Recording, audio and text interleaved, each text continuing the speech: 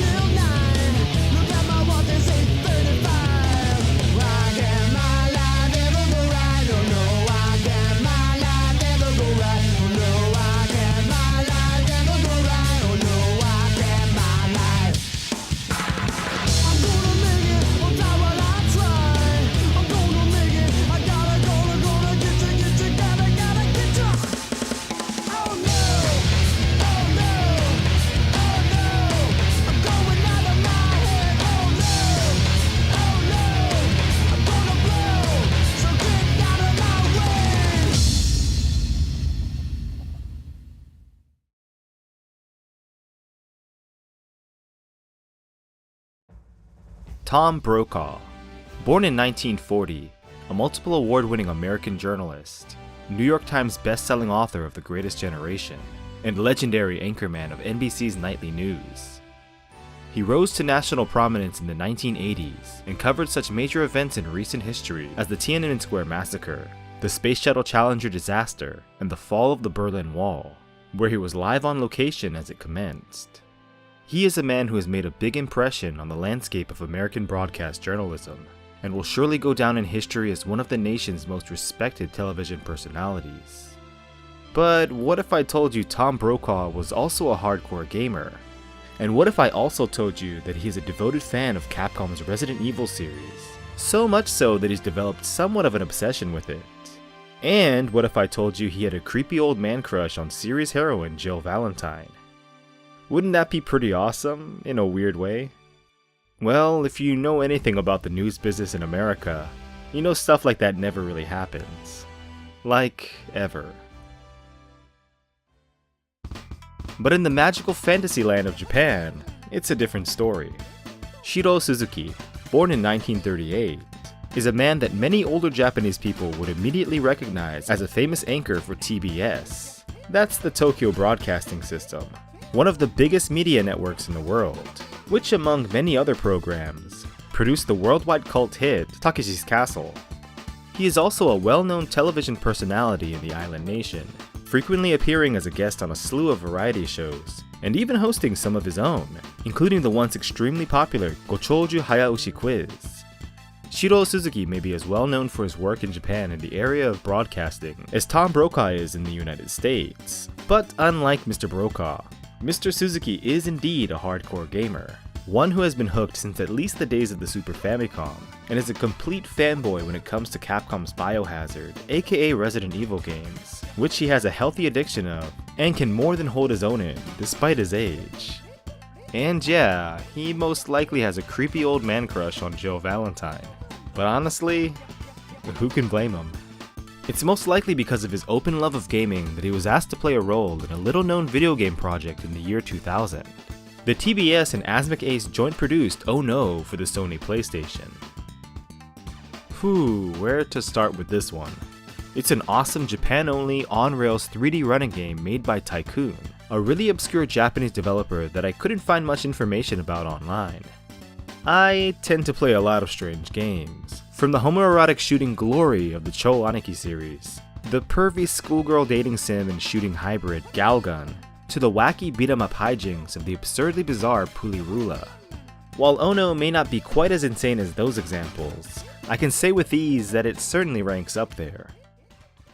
The entirety of the game takes place over one crazy event-filled day in the life of Brada, protagonist of Ono, and weird little elementary school student who's a part of the Ono family.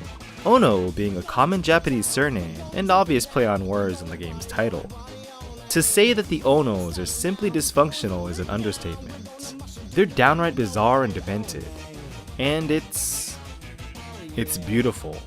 Aside from Brada, the other major figures in the game are his younger brother and artist extraordinaire, Junior, as well as their cousin, Sanchan. All three of these boys only wear a pair of white shorts everywhere they go. Well, except for when they take them off, of course, and are identical in appearance to one another, aside from Sanchan having a mole under one of his eyes, and Junior being a little bit smaller than the other two. The rest of the Ono family is comprised of Brada's stern mother, his foolish and eccentric father, his energetically weird grandfather, and Sanchan's equally stern mother. There are a few other important characters in No that serve different roles throughout the game, though none are quite as important as the happy-go-lucky Alessa, who is Brada's object of desire, despite her cooties. If you're wondering what Shido Suzuki's involvement is in all of this, he's the story's narrator, and plays the role completely straight, which is an intriguing contrast to all of the unusual and wacky shenanigans being described. Take a listen to his delivery of the plot here.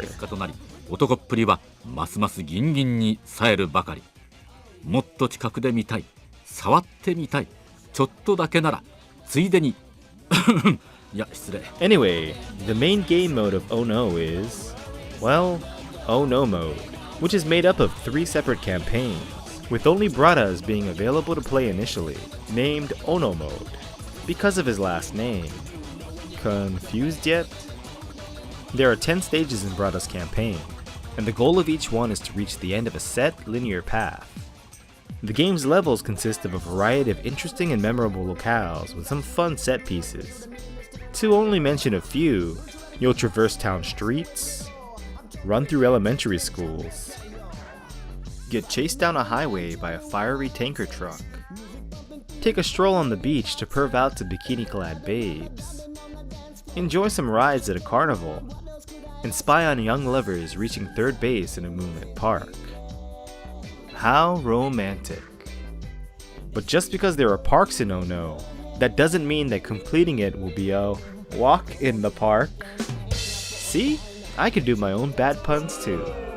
Oh no! In every level, you must always control a group of characters simultaneously, and things begin simply enough, as there are only 2 to deal with at first, Brada and Sanchan. But as the game progresses, more characters will enter and leave the party here and there, with the maximum number of members set at 4. Since this is a running game, stages scroll at a constant pace, and you'll have to wade through numerous hazards and pitfalls before arriving at your destination. Using the default control setup, the D-pad moves the party left and right, the X or circle button makes everyone jump, and triangle cycles between 2 different formations, wide and narrow.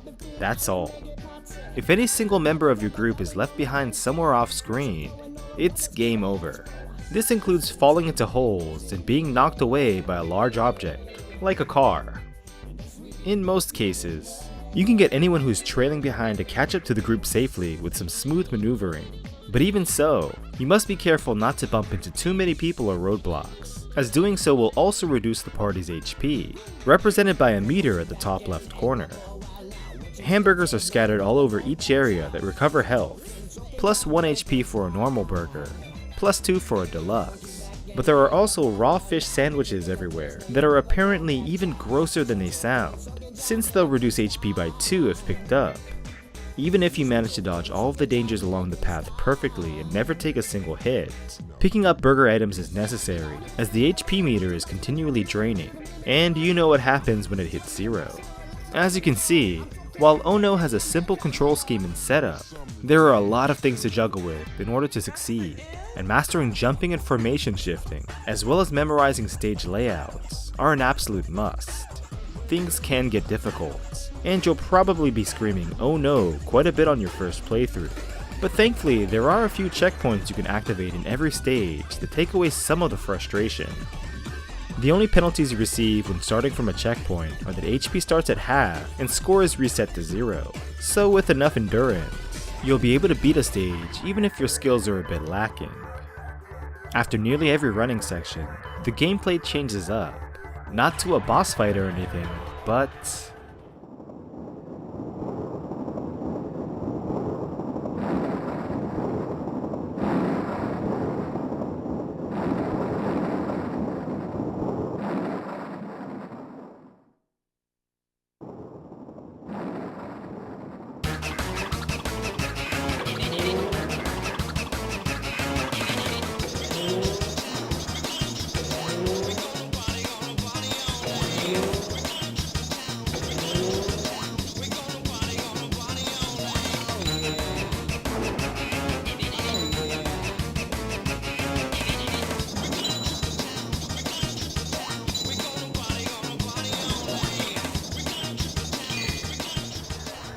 there's a dance-off, usually to a remixed version of that particular stage's BGM and superimposed over some trippy LSD-induced scenery in the background.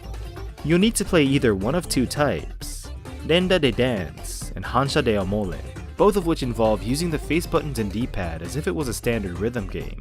The first requires you to press buttons in a particular order rapidly over 3 10-second rounds, and the other has you inputting a command as fast as you can when it appears on screen for a set amount of time. At the end of the dance-off, you're ranked, with Funky given to those who are the best around, and Danger reserved for those with slow and chubby sausage fingers. It seems that these rounds are only for fun and setting high scores, and progression to the next stage is rewarded no matter how fabulous or piss poor the performance. Without skipping any cutscenes and playing moderately well, Bruta's campaign can be completed in under 2 hours, and unlocks Alessa's campaign, called, you can probably already guess it, Ono Mode. This time named so because of her last name, which is similar to Bruta's but uses different characters and has a slightly different pronunciation. While her campaign is shorter than the main one, it's quite a bit more difficult, as all checkpoints in the entire game have been removed. Screw up majorly once, even at the very end of a stage, and it's back to the very beginning. By this point, you should be familiar enough with the controls and game system that this won't happen often, but you'll most definitely be screaming out more explicit words than oh or no when it does.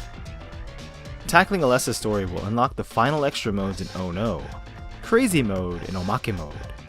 The former is Bruta's full campaign, but with a couple of changes that alter the experience quite a bit from the previous playthrough. First off, the HP bar is gone, as well as any food items, so you never have to worry about dying for lack of HP, and can relax a bit when playing any stage. And second, a somersault attack can now be executed that will send any person or small-sized object flying off screen, and creating combos racks up points for a higher score. There are only a couple of variations to the levels themselves, mainly that some areas require the somersault attack to break through walls or other objects to progress. Crazy Mode is pretty fun, and a much easier romp than the other two campaigns. Omake Mode lets you play any of the dance-off sections in the game, and allows you to select from a few characters aside from the protagonists. You can check any of the scores from each game mode in the menu, as well as replay any level you've completed via a stage select option. Finally, there is a multiplayer component to Oh No that's not quite as fleshed out as it could be, but is a nice bonus nonetheless. First off is Love Love Mode, a cooperative game where 2 players' chemistry and compatibility is tested. You must proceed through a level as normal, avoiding all of the dangers scattered along the way, but at the same time pressing R1 or L1 to hold hands with your partner. It can be pretty chaotic at times, and provides a nice challenge and plenty of laughs.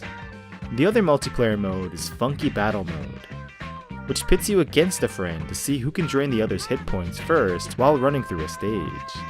The somersault attack is available to use here, as well as a punch and kick using the shoulder buttons.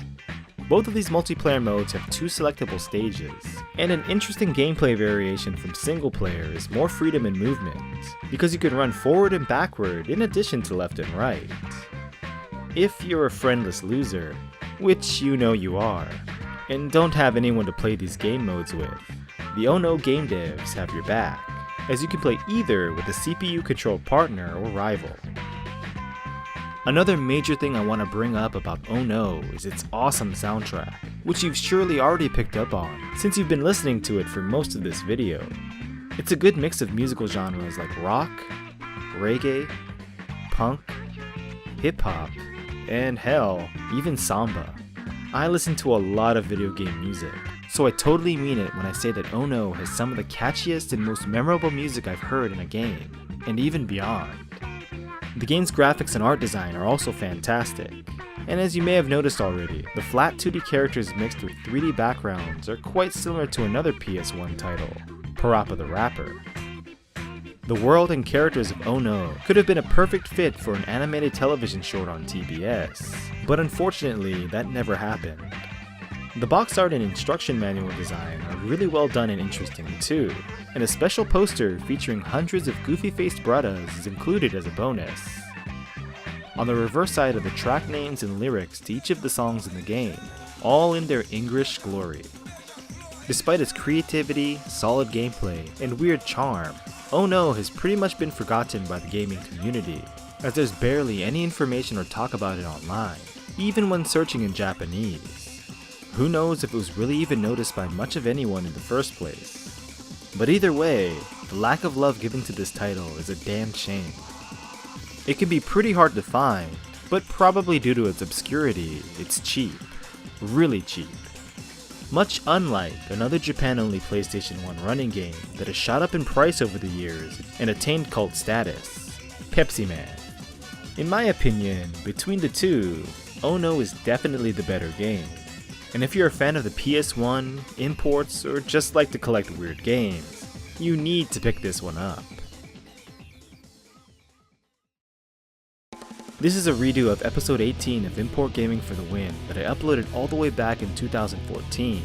I was asked by Daniel, aka DJ Slope of Slope's Game Room, if I would contribute a video to his channel in an attempt on his part for me to get more viewers. And since that episode was the first video he saw of mine, and I wasn't completely satisfied with it in the first place, I figured remaking the Oh No episode made the most sense. Thanks very much to Daniel for always trying to get me more exposure with his shoutouts and support over the years. I really do appreciate that so much. And thank you, the viewer, as well, for watching this quote-unquote remastered episode of Import Gaming for the Win. This is Jimmy Hapa. Take care.